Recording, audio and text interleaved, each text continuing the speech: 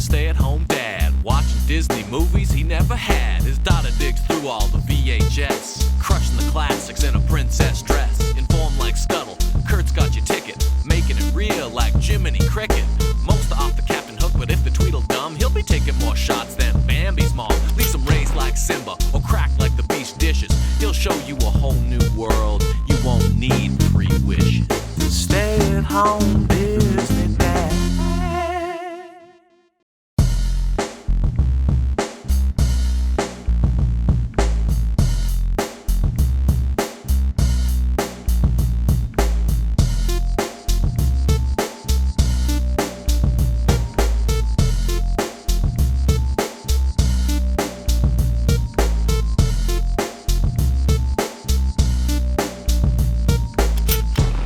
We have Squanto, a warrior's tale. I know this is loosely based on an actual historical Native American before and after the Mayflower, and hey, this was shot in Nova Scotia, that's fun.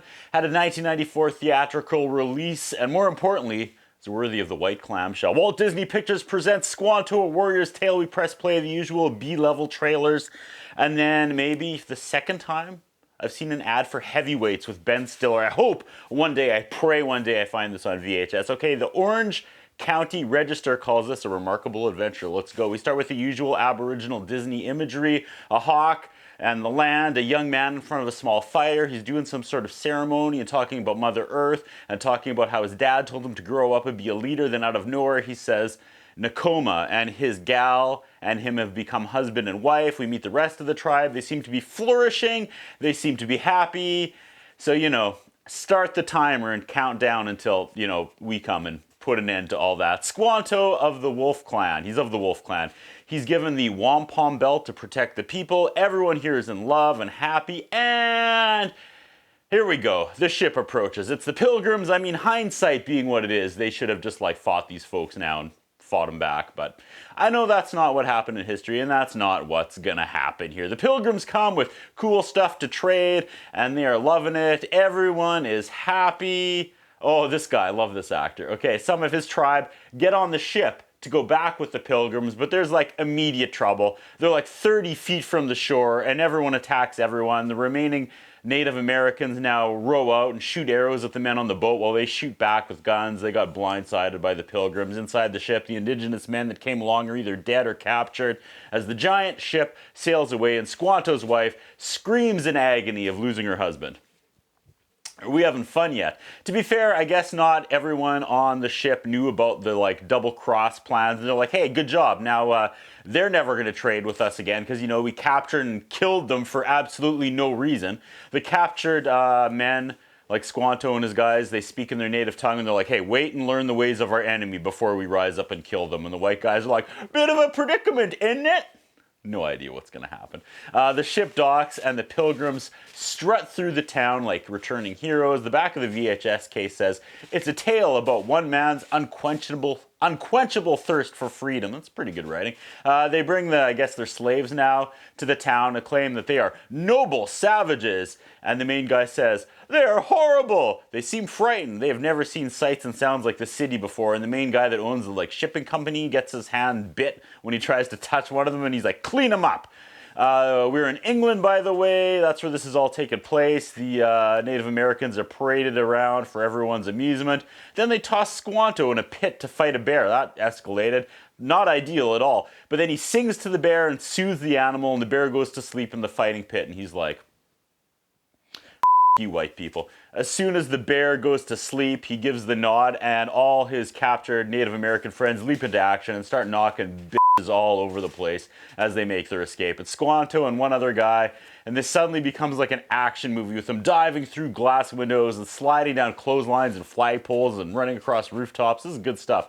The British using dogs to track them, and like on set, the dogs could not look less menacing. The actors are screaming, find them, find them! And the dogs are like wagging their tails and trying to sniff each other's butts. Squanto gets away, but his buddy gets recaptured, but they don't care about this guy. They want Squanto, and he's canoeing away through the mist, He eventually washes up on shore, and these like monks find him, and it doesn't go really much better here at first.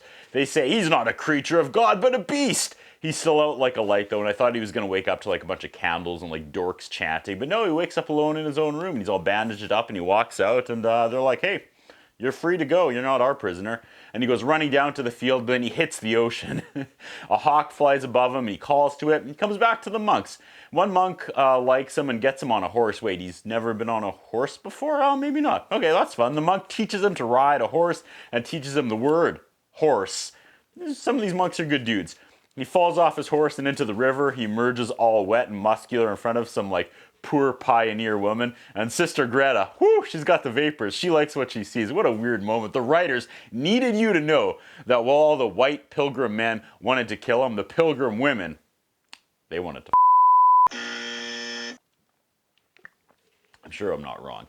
The monks try teaching Squanto to read books. One grumpy monk calls him a pagan and wants him gone. He uses a flower as an analogy. He says, you can't take a flower from one place and take it to another place. Actually, you can.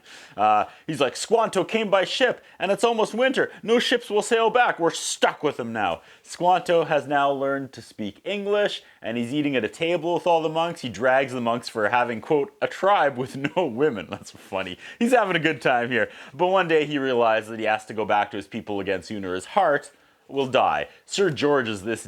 He's the head of the Plymouth Shipping or Printing Company. I missed it. And he's yelling at Squanto's buddy who's still in jail. Doesn't understand English, but he's yelling at him. Sir George has an orgasm over his beef pie, and he can't understand why anyone wouldn't want to be in England. Sir George's men try to talk some sense into him. They're like, you can't make enemies out of everyone.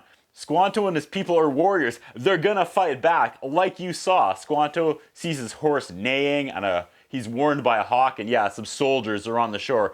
Give Squanto chase. It's a good old-fashioned horse race. They show up to the monastery like the soldiers, and they say, we know you have something that belongs to the Plymouth Shipping Company. And they start bullying the monks and flipping tables and trashing the place looking for Squanto. Some like Doritos contest winner is outside, and he looks into the camera and delivers the line, Squanto, stay down.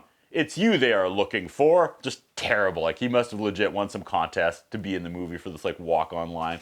Suddenly, the old dude monk that didn't like Squanto was like, stop! And they go, where is the savage beast? And this is his moment to either tattle on Squanto like a little but instead, he swears on the holy book that no, quote, dirty savage beast lives there. And the soldiers leave. That was a good moment. He didn't lie, right? Sir George doesn't like the Native American he has in captivity. He's obsessed with Squanto. He wants Squanto because Squanto can apparently sing and dance. What?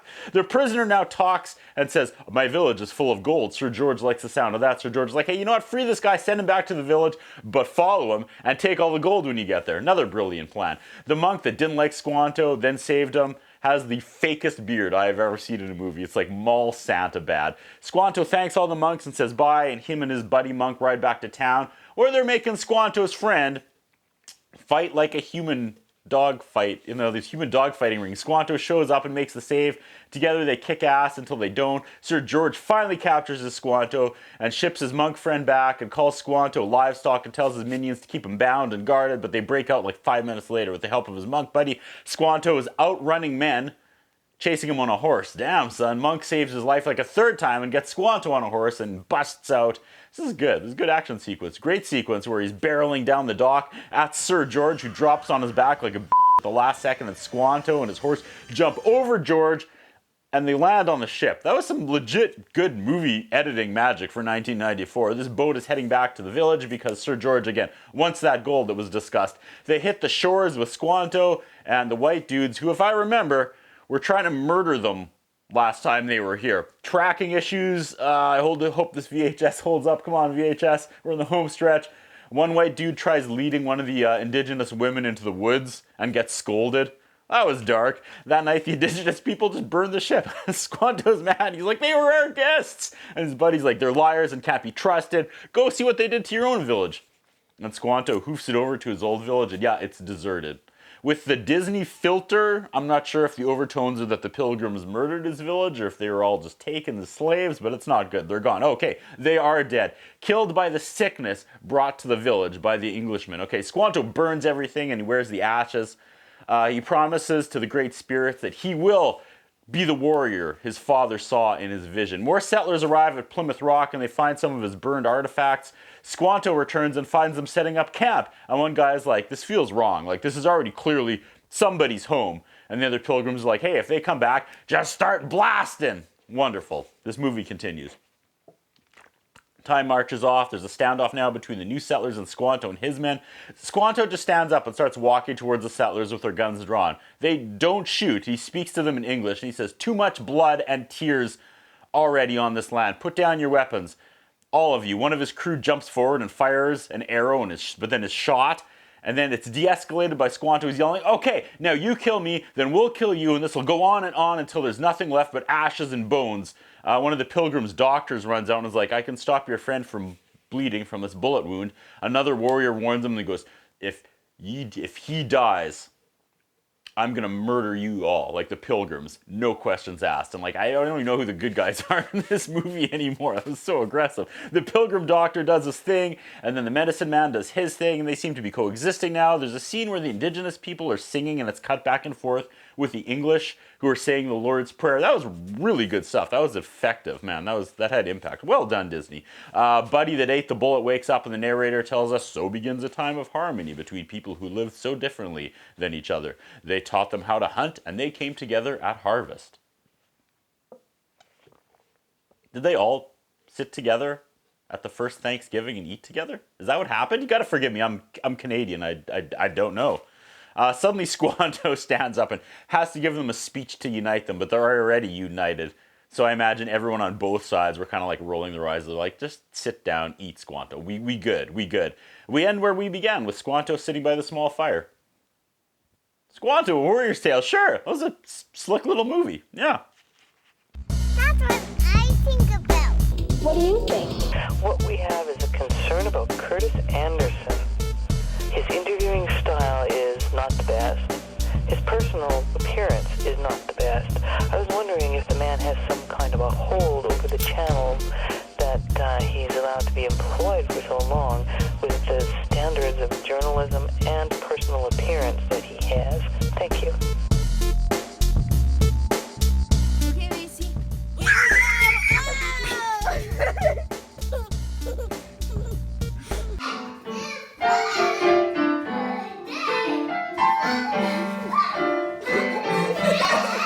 I'm still Jenny from the block.